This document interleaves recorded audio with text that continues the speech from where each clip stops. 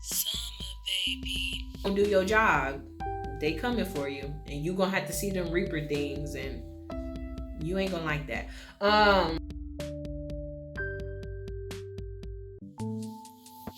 I promise y'all, I'm a real person.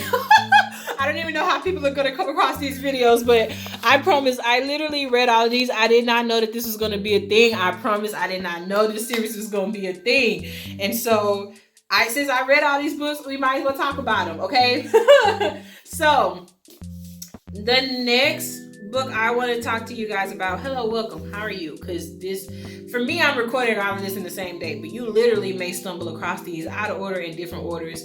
How are you? How's your day been? You look amazing. If you're just starting your day, your bare face is beautiful, baby.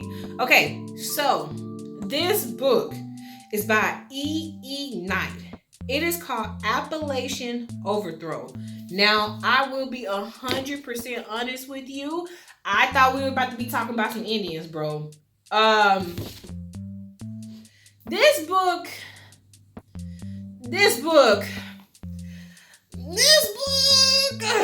I ain't going back for this series. Lord, I can't do it. So this book is really rough. So this is part of a series. Y'all, I'm pretty sure some people are going to be into it. This one is part of a series called A Novel of the Vampire Earth. So it's the Vampire Earth series, all right? So there's The Way of the Wolf, Choice of the Cat, Tale of the Thunderbolt, Valentine's Rising, Valentine's Exile, Valentine's Resolve, Fall with Honor, Winter Duty, and March in Country. She also, she, I'll have to look it up to see, has another series called the Age of Fire series, and it's about dragons. Dragon Champion, Dragon Adventure, Dragon Outcast, Dragon Strike, Dragon Rule. The first thing I'm gonna tell y'all that just kind of like did me in,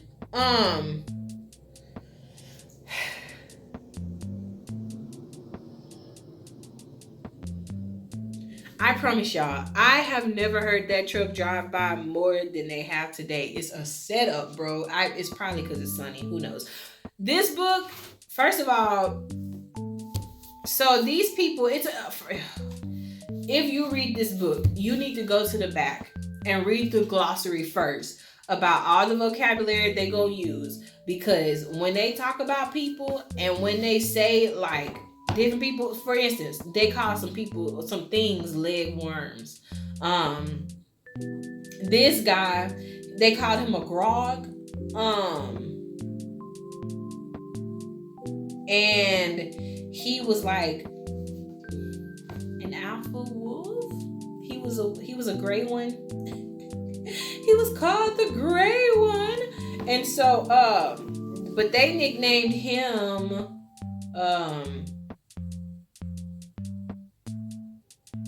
okay, so his name was Hickory, okay? But basically he was this like gray one.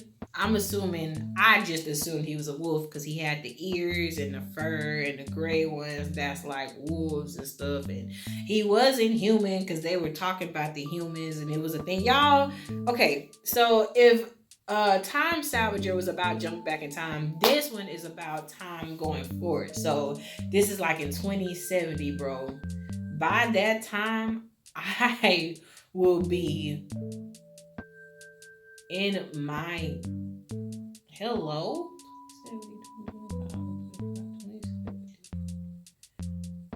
I'd be like 80. Oh my God. I mean, bless the Lord, but gosh.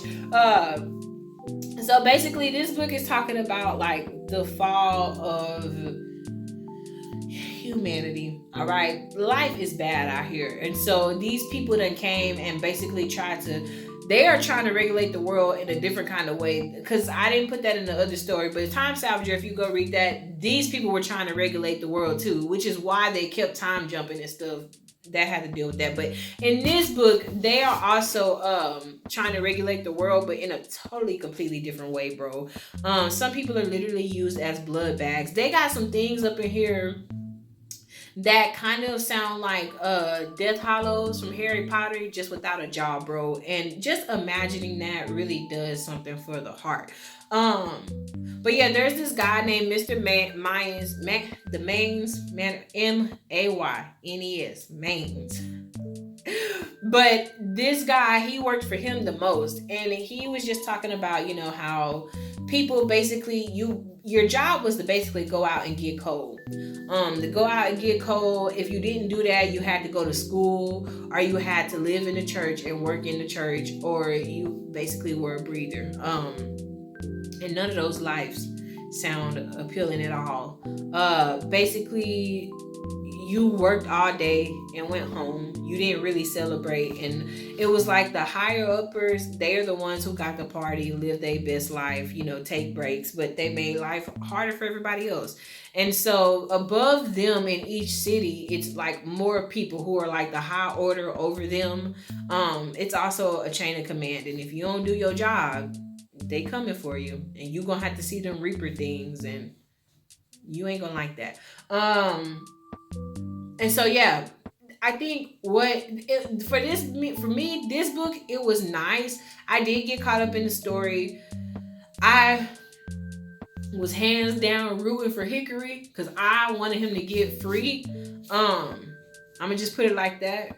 Because the way it starts off with a lot of action. A lot of happens to Hickory. And I wanted him to get free because he endured a lot. And they used him for a lot. And it's just sad that they profited off a poor baby like that the way that they did. And didn't want to give him nothing. Especially Maines. Because at the end of it, bro, once again, at the end of this, all I will say is him and like his old boss, they end up having a reunion.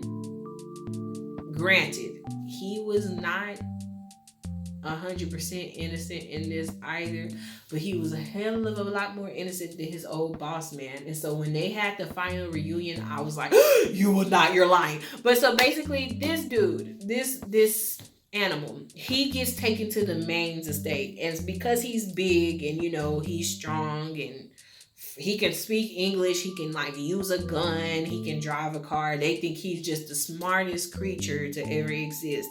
So they want to use him for like personal assistance to the kind of knockoff brother who don't really do too much of nothing. And so he does that. He rides around with them. He kind of is like a errand boy. He rides around with them.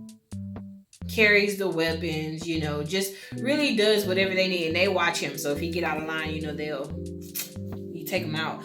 But so in this time, life is just kind of consistent, but then things kind of start going wrong. So even though there's like towns and cities, so say for instance, like I told you, like the Maines own one point. So let me use myself. So like if I Summer owned one city and like Sugar Cookie owned another city, Sugar's Cookies people might come and try to like take my resources and my people and like loot, you know, and cause a disruption of power. Because really it's a power struggle. Everybody wants power. Everybody wants to be in control. They're looking for resources, but it just so happens up here, the most resources they are looking for is the coal, because the coal is what's needed the most. And so he is talking about places like Kansas and, you know, in the mountains up in there. That's the one I remember right off the bat. I know Texas was dropped up in here. I was like, dang, Texas. But, you know, yeah, geographically, let me see, where is it? They, like I said, they have a whole back thing in a glossary. There's hunters. The Hurons, they are like the high order. The Universal Church, that's where people go. And see, I don't like that because Universal Church. And then the Reapers, the Death Hollows. But yes. Let me see.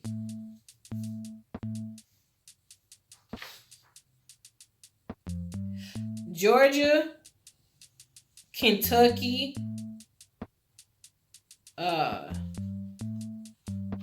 I'm sorry, I'm trying to see wherever everybody was at. Geographical notes. Okay, Freehold.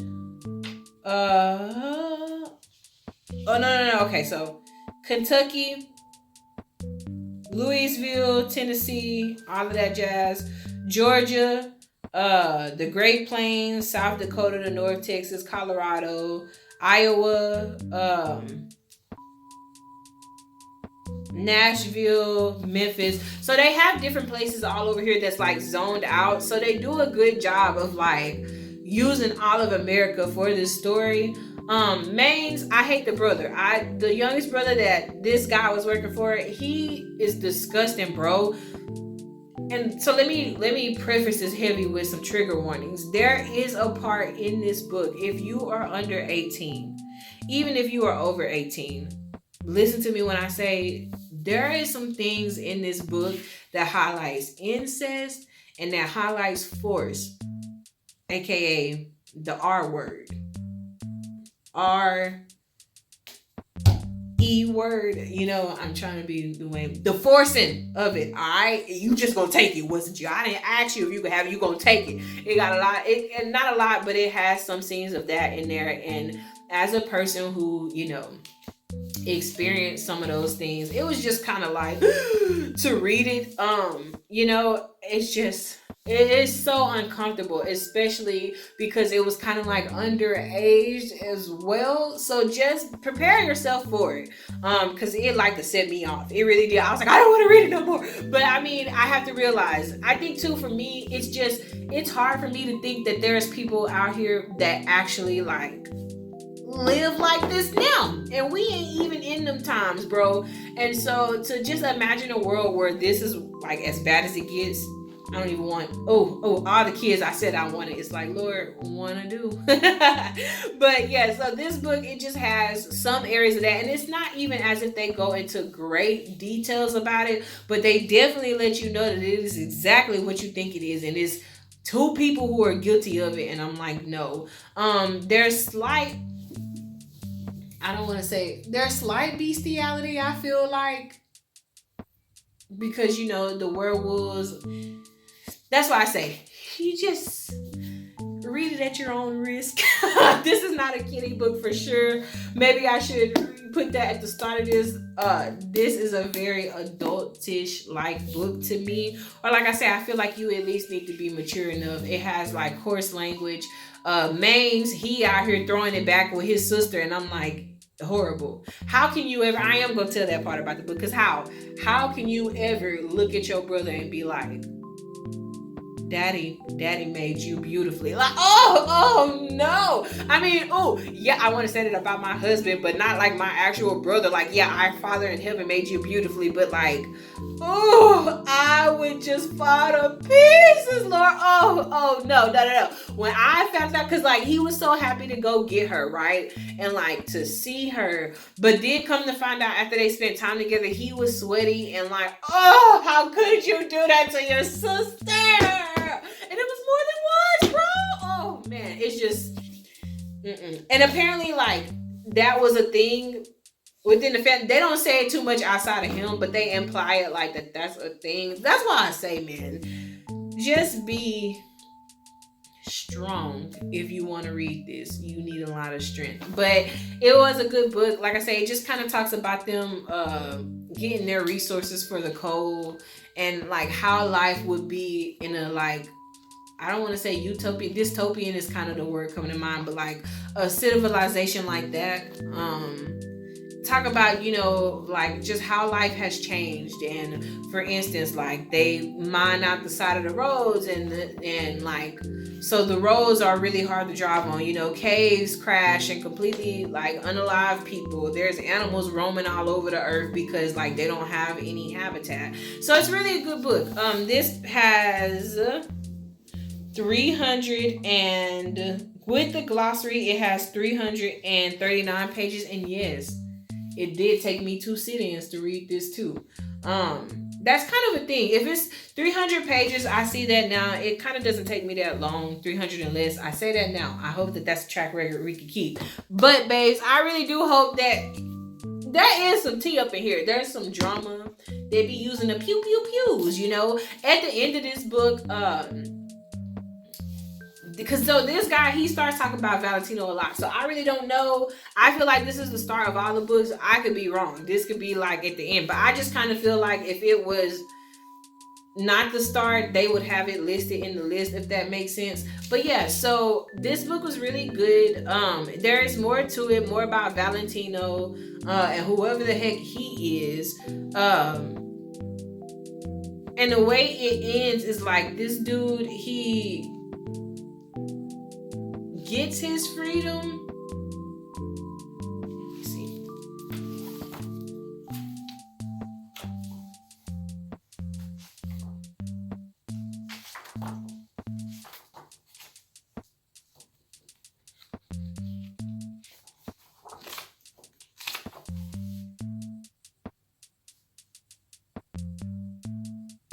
Yeah, it basically talks about like this book. So really all of them, the way that they are written is like they wrote it in an account of a diary, which I really love. Because it's like he's recounting the events and like, you know, they have little notes in it like the author is being modest, you know, or like the writer, because it's supposed to be like his personal diary entries or whatever. And they do actually show you like little bullet points where like they may say something that us as the reader don't understand because we don't belong in that time zone, and they have like footnotes at the bottom for it. So I really do love little things like that. Like that was nice, okay? Because it made me feel like I'm coming a part of this world and I'm understanding their language. But like I say, just the imagery, because it has to deal with like skinwalkers and like fever dreams I think things I believe I be seeing in my sleep paralysis. I was like, Lord, this is a hard limit. But it honestly is a good book. If you like those worlds, and especially like vampire worlds and stuff like that, I think you're gonna love this. I think for me too, it's more or less like, you know, of course I romanticize, you know, the vampires. Like, Edward, come on, bring your glittery tail over here and like cha-ching, cha-ching, you know. Work so hard every night and day, and now we get to pay back. Try so hard picking up the paper, now we get to lay back. You know, bring it over here, cha-ching. But I don't like them in this light. I ain't want nobody in this world, okay? And the one that I did like, he was a wolf, bro. And he didn't transform like Jacob. So we were left with nothing. But it was a good book. It was a really great book. There are some rough moments in here. It's just more or less this book, it's very, and I don't like that either, it's very angsty. There we go. I don't really like angst. I'm trying to get better at like enjoying it and indulging in it, but it just, anything that makes me mad stresses me out. I don't like being sad because I'll cry about it. Like, I need there to be love and peace and resolutions and like no beefing in these streets. I need all of that. So to read stories and it ain't none of that is rough, but it is a great story. I would recommend it. I don't really know if I want to read the other stories in this book just because as rough as this one was, and I mean they kind of had some crude language about women, and then when I read one part of it, it kind of felt like, and this is just a personal opinion, it kind of felt like they were putting down black women. And once again, you have to read that part to understand. And it wasn't even like in a harsh way. I guess it just made it feel like we were not desirable. Granted, in that world, don't desire none of us. Just send us all back home because we've been tired. But still, I mean, reading that as a black woman, I'm like, what are you trying to say about us? Because like that song say, they can say what they want. I ain't gonna play about us. Okay. But anywho's, read it. Let me know what you think. You should still read it even though, because you may form another conclusion. It may not even jump out to you like that. That's just how my brain was processing and working. And you know, I'm giving you my feedback. But yes, if you read this, let me know. If you've read any of the other ones by E.E. Knight, please let me know. We do love dragons. So we might get into the dragon series. But like I say, I don't like that I can't simp for a character that I can't have, okay? Like, even in anime, bro, I was allowed to marry Itachi because he was a man. You know what I'm saying? Even Sukuna. I can't even say his name right, so we don't even need to go down that rabbit hole. I'm joking. The Lord does love and bless you, okay? May He keep you. He loves you. He loves you to pieces. I believe in you. I love you. And I hope whenever you view this, you have the most amazing, blessed, incredible of days or the most incredible, blessed, amazing of nights. Goodbye.